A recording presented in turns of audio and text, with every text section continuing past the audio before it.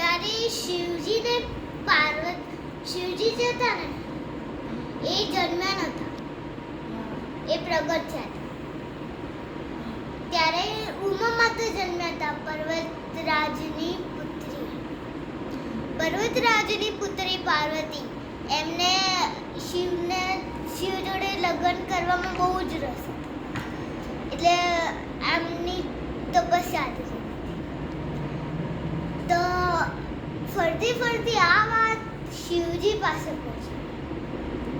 તો શિવજીને જ્યારે ખબર પડી કે પાર્વતી એમના માટે તપસ્યા આદરે છે, ત્યારે એમણે પાર્વતી માતાની કસોટી કરવાનું વિચાર્યું.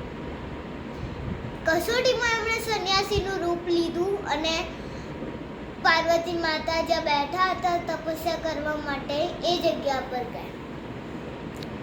પાર્વતી માતા ધ્યાનમાં બેઠા હતા, પણ એમને ખબર પડી ગઈ કે સામે સંન્યાસી છે.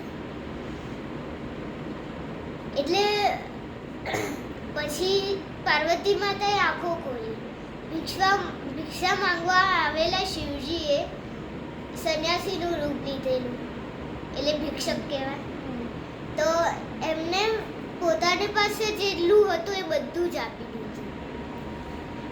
પછી એ ગયા, પણ જવાનું હોય સંન્યાસી, પણ એ ગયા નહીં. શિવજી કસોટી એમને કરવાની હતી, શિવજી એ ના ગયા. એમણે વાર્તા ચાલુ રાખી કે તમે બહુ જ સુંદરી છો, બહુ જ સુંદર છો, બહુ જ નાજુક છો, તમે પોતાના સુખ સગવડ ભર્યા જીવનમાં પાછા જાઓ.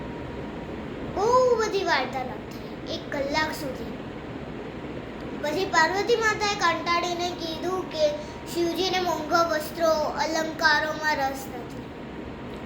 મોંઘા અલંકારો એમના માટે મંદિર બંધાઈ એ પણ એમને ખબર નથી, એ પણ એમને ગમતું નથી. ખાલી ભક્ત શિવલિંગ પર બીલી પત્ર અને બિલ્વ વૃક્ષના પત્તા નાખી અને જળ ચઢાવે તો પણ શિવ ખુશ થઈ જાય છે. એટલા માટે એમના સુંદર અને દયાળુ વર્તનથી મને એમની સાથે લગ્ન કરવાની ઈચ્છા છે. એમાં તમારી સલાહ લેવાની કોઈ જ જરૂર નથી. પછી એમને એવું કીધું છેલ્લે કે હું પીઠ ફેરવીને જઉં કે પછી તમે જાઓ છો, પણ સંન્યાસીએ વાત ચાલુ રાખી. પછી પાર્વતી માતા પીઠ ફેરવીને જતા હતા, ત્યારે સૂર્યદેવે એમને અસલી રૂપ લેવાનું કીધું. સૂર્યદેવને શિવજી તો એમણે સૂર્યપ્રકાશ વધાર્યો.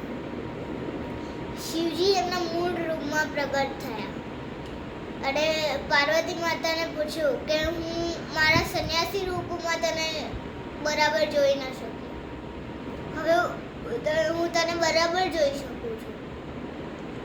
પછી અમે એવું પૂછ્યું કે તમે મારી સાથે લગ્ન કરવા ઈચ્છો છો? તો પાર્વતી માતાએ હસતા મુખે હા પાડી દીધી. પછી પર્વતોની પુત્રીના નામે ગિરિજા કલ્યાણ નામના લગ્ન થયા.